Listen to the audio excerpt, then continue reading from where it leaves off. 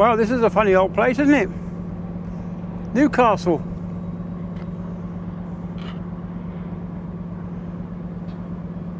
Oh, there's a bird there. Do you see it? It's a cormorant type creature.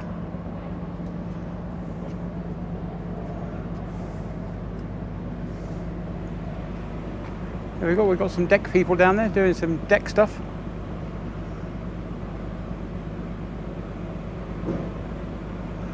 I guess that's further into Newcastle. I don't know. I can't remember where we are. When I got off the train station, I got turned around. So anyway, that's a big old church over there. I don't know if you can see it.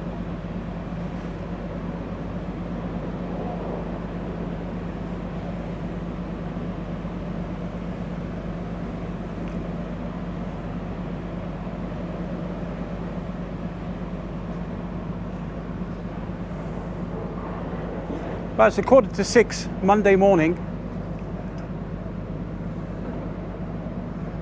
The sun sets about 6 minutes past 9 tonight, and it looks like over there they've got some building works going on, so there'll be more Dockland stuff by the looks of it.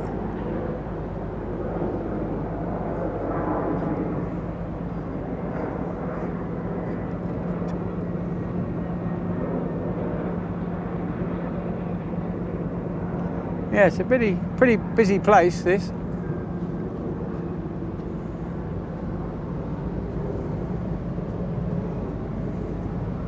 Let's go and take you around the noisy bit.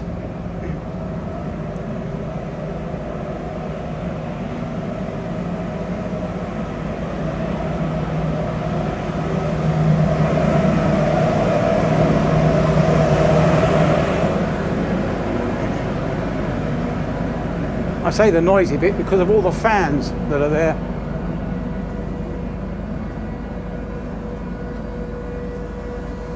More vent fans right outside my cabin.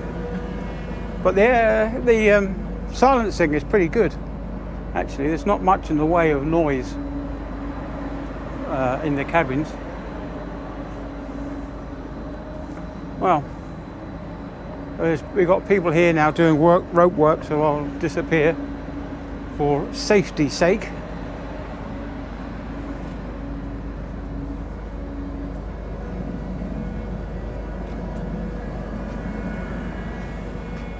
As I'm on my time off.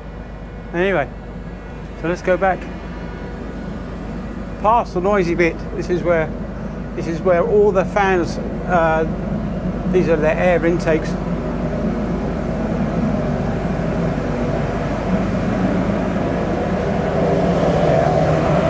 Air intake for something.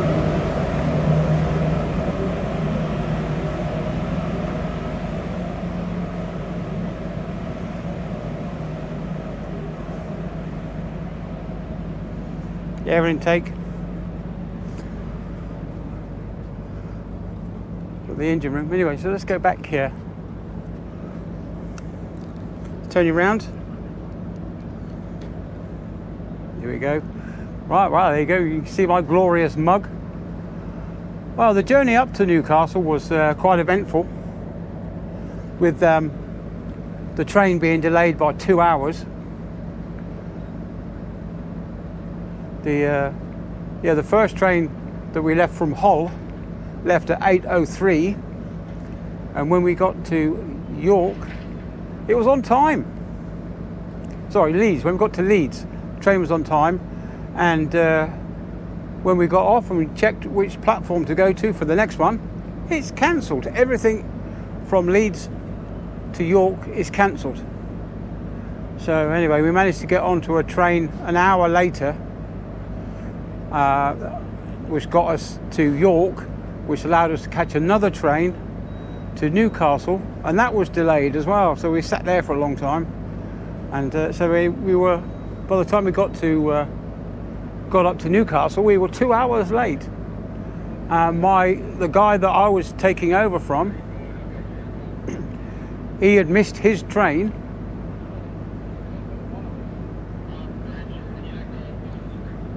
He'd missed his train, so he had to get a later train. I don't know what he did with the ticket that had been purchased, but the woman in the office who organises the transport, she doesn't buy tickets that take into account that we're seafarers, and as you know, tide and time waits for no man. And if you can't get to the ship on time, your relief doesn't go home on time, so he's got to get a second train ticket. This is why I always opt for a hire car to go home. Yeah, hire car. At least with a hire car, you put your sat nav on the dashboard, and it takes you. It's so modern. Sat navs, as you know, will actually reroute you. If there's a blockage in the road, or roadworks, or whatever, it will quite often tell you to take a different route. I've done that on a couple of occasions. But anyway, let's turn you back around the other way. There we go. That's young Mike. He's busy sorting out his knitting. Of course, on a big ship like this one, you actually have to have shoreside personnel to let the ropes off the bollards.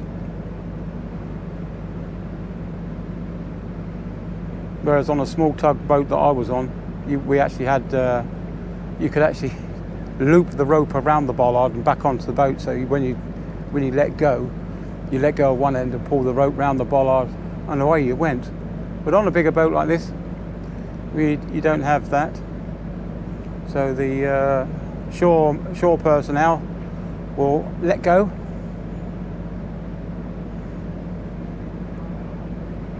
Bit of a bonus for the dock workers. There we go, that's our last of our ropes from the back end. We've got a spring that runs from there, runs forward. The breast line goes that way, and then the aft spring goes aft. So, and the same happens at the front end. We've got 3 ropes out at the front end as well. So it's 6 ropes we've got out in total. Keeps us alongside. And there we go. We've just had a bit of thrusting from the stern thruster. See the in the water there. See a bit of ripples.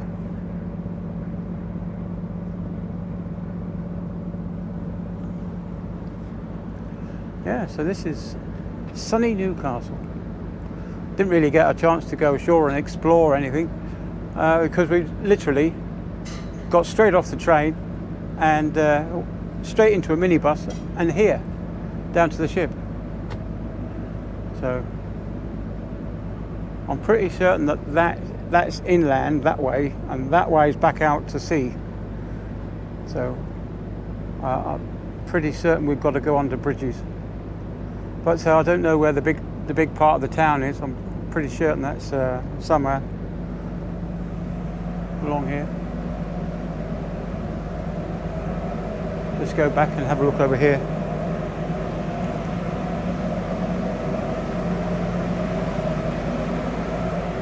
Into the dark.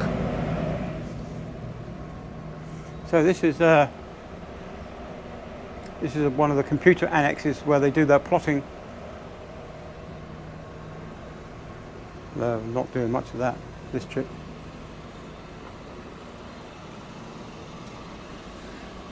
Yeah, it's pretty loud on board ship, isn't it? You see all the fans and the ventilations and the machinery space. This has got a dedicated air conditioning plant in this room because of all the computers.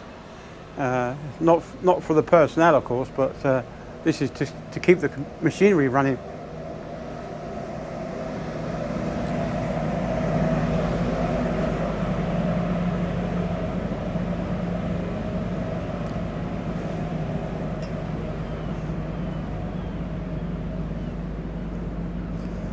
Wow. I don't know if you can make out into the distance over there those giant spools of wire that will be cable laying for taking cables all the way over to America or places like that.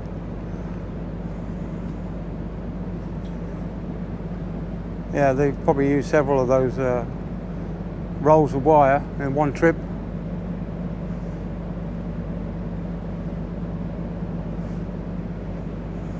Yeah, look at this. This is a lot of disused ground here. It looks like there was a once at a time a pier that was there, which is now almost buried under the undergrowth.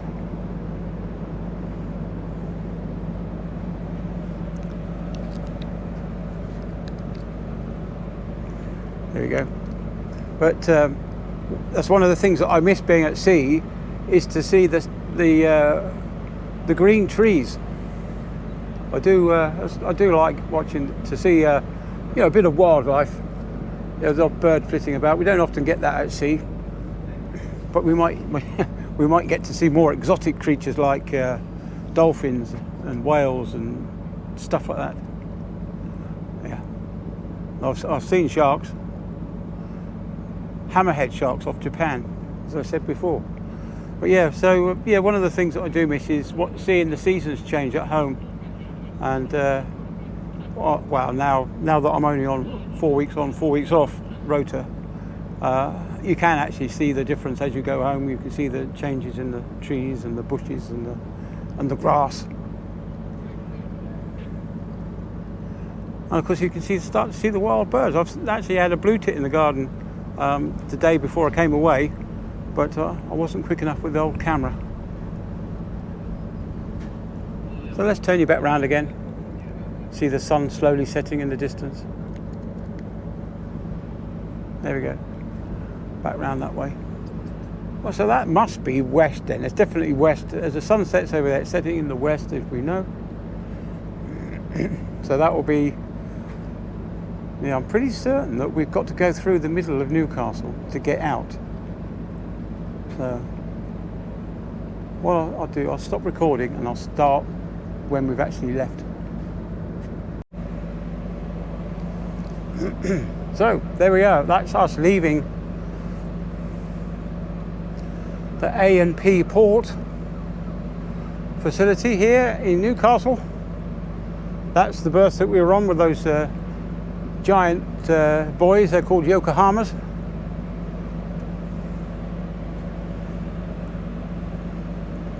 That is an empty dry dock.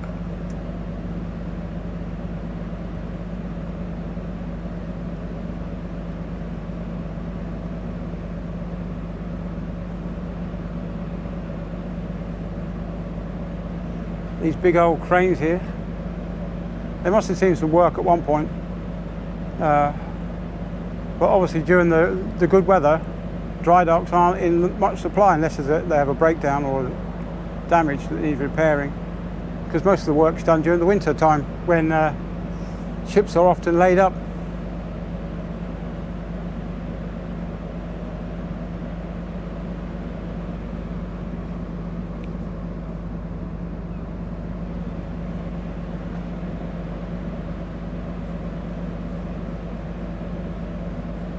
Yeah, it's nice to see those nice green trees. They weren't like that when I went home. So they have really come up well, haven't they? Blossomed, as it were.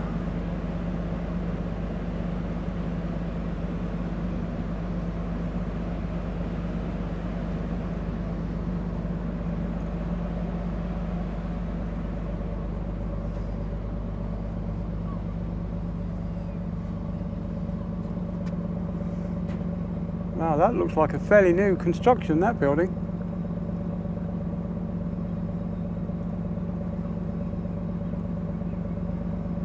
Oh no, it's not. I don't think it's been there too long though, because much of the paintwork's dirty from the weathering. Well, it looks like it's some kind of industrial factory that produces something, because you've got all those extractor fans. You've got at least 6 extractor fans there.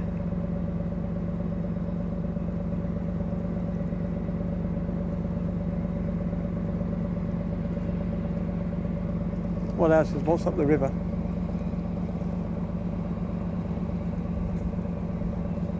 Can't see much there. Now I wonder if it's okay to go up forward. I wonder if they've sorted out their knitting down the aft end. So see if they've got any. See if I can go up there safely up to the sharp end.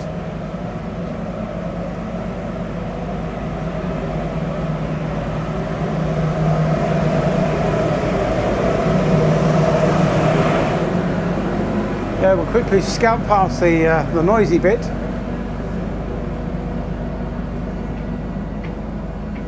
Here we are, this is my cabin.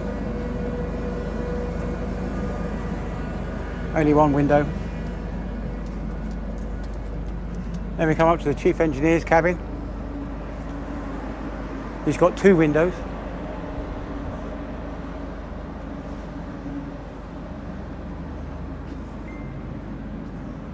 Yeah, looks like they've tidied their knitting up. So it's safe to be up here now as there's no personnel working.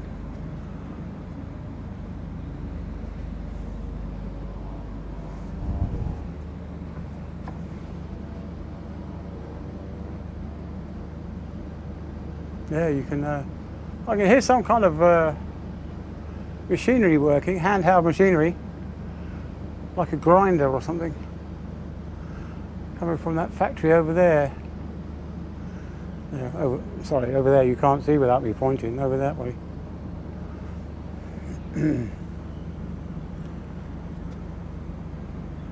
We go underneath some pylons, by the looks of it, power cables.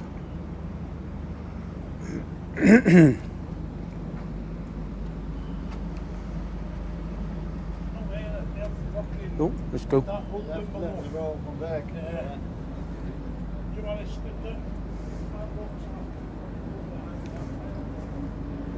We got the deck crew come back to finish their knitting off.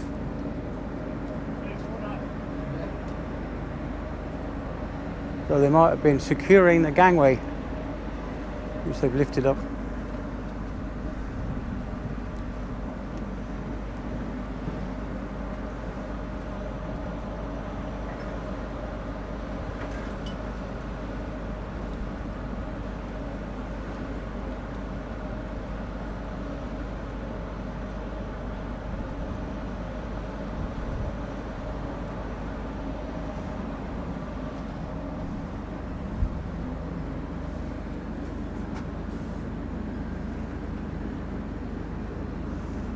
People will pay a fortune to come on a cruise up the River Tyne.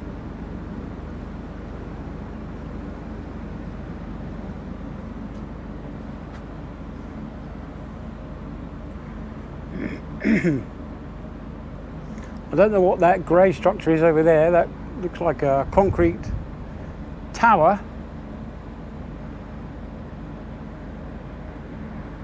No idea what that is.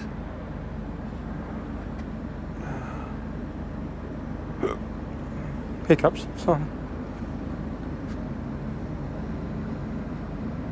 It looks like there was a dry dock there at one point.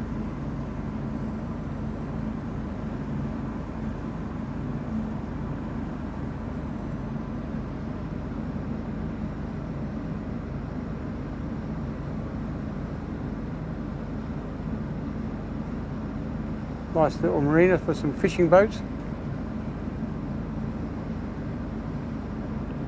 I don't know what kind of fish they catch around here.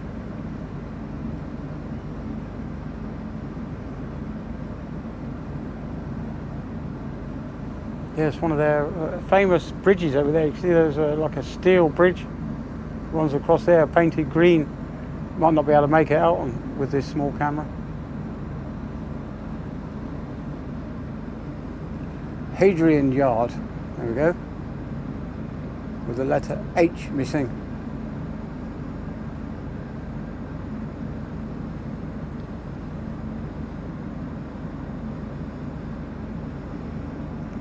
Yeah, so we're definitely going east.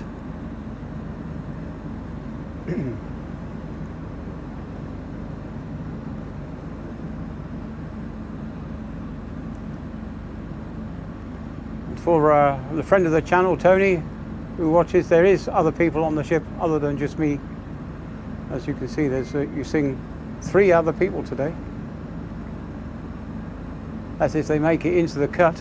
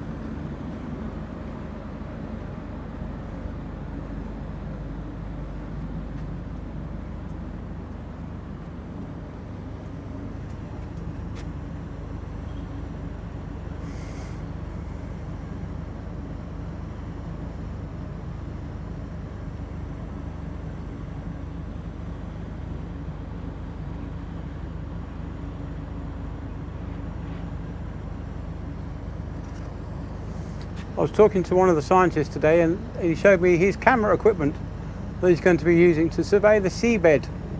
This is a camera that points downwards, but there's a mirror underneath it, which takes a sidewards look at the ocean to get a profile of the seabed, so you can see the worm casts.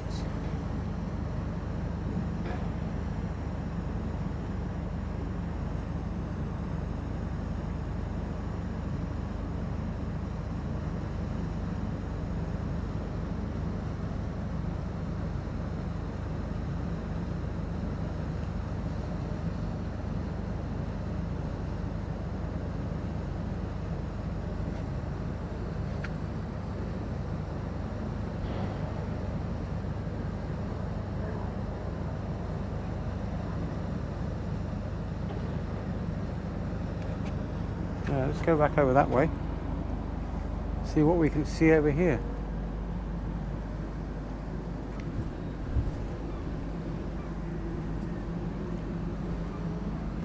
There is a strange looking structure, isn't it? Probably looks like some kind of condensing tower.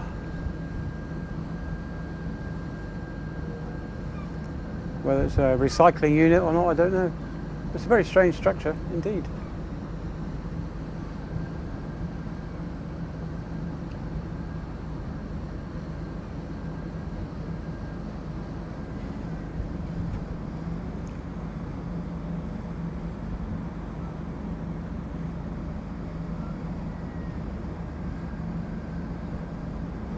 The boat ahead, the blue hull and wide superstructure, that's a car carrier.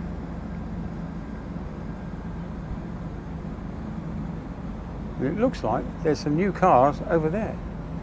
You see all the cars lined up over there. So it's probably all brand new cars.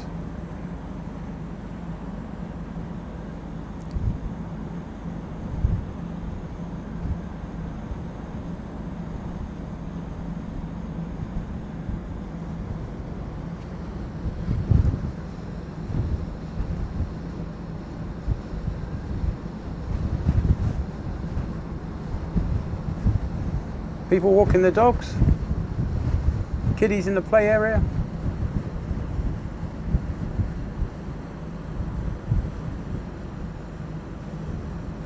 But what is that structure? I really don't know. Right, getting cold. I'm getting cold. So let's walk back this way.